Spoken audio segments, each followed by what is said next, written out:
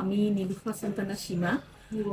2018 সালে আমার মা হঠাৎ করে খুব অসুস্থ হয়ে যায়। তখন আর কি কোনোভাবেই কিছু লোক খুঁজে পাচ্ছি না যে মাকে টেক কেয়ার করবে কীভাবে।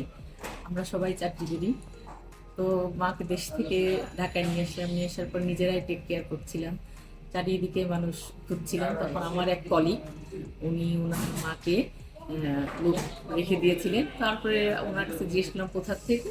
তখন উনি বললো যে ক্লারা কেয়ার সার্ভিস নামে এরকম একটা কোম্পানি আছে, ওনারা ভালো লোক সার্ভিস দেন। আমার মাকে অমক মানে পানি ম্যাডাম নামে একজন আমার মাকে দেখাশোনা করেছেন। তো তখন আমি আমাকে ফোন নাম্বার দেয়, আমি জনি দাদার সাথে কথা বলি। কথা বলে জনি দাদা আমাকে মানে খুবই হেল্প করলেন এবং বললেন আচ্ছা বাণীদিকেই আপনাকে দিব। তারপর বাণীদিকে নিয়ে আসার পরে প্রায় 4 মাস বাণীদি কাজ করলো এবং মার তখন বেড সোর হয়ে গেছে অলরেডি। এবং বাণীদি যে এইভাবে মাকে সেবা যত্ন করছি সেটা বলার ভাষা মানে আমাদের নাই, এত যত্ন সুন্দর করে যত্ন করেছি আমরা। মানে 4 মাসের মাথায় মার সমস্ত বেডসোর ঠিক হয়ে গেল। একটা বেডসোর আর কি হাড়ে ছিল, যার ফলে অনেক সমস্যা হচ্ছিল।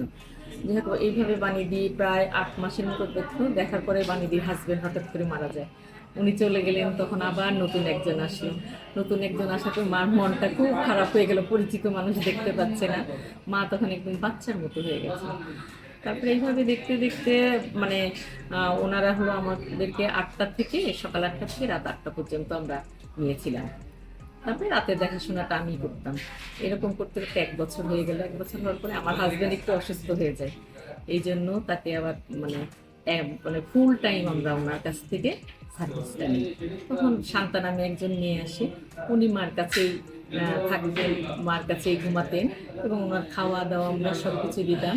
শান্তও ভালো সার্ভিস দিয়েছে, কিন্তু বয়সে অল্প ছিল, তো তো মাঝে মাঝে সকালে ঘুম থেকে উঠতে পারতো না, এটা মাঝে মাঝে আমরা উঠাই দিতাম।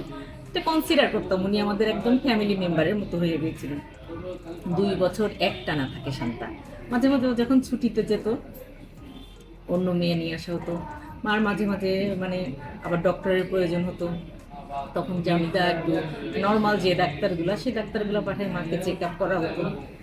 এইভাবে আমরা খুবই ভালো সার্ভিস পাই, আমরা খুবই প্লিজড। এবং আমি ওই কোম্পানিতে অনেক পেশেন্ট দিয়েছি।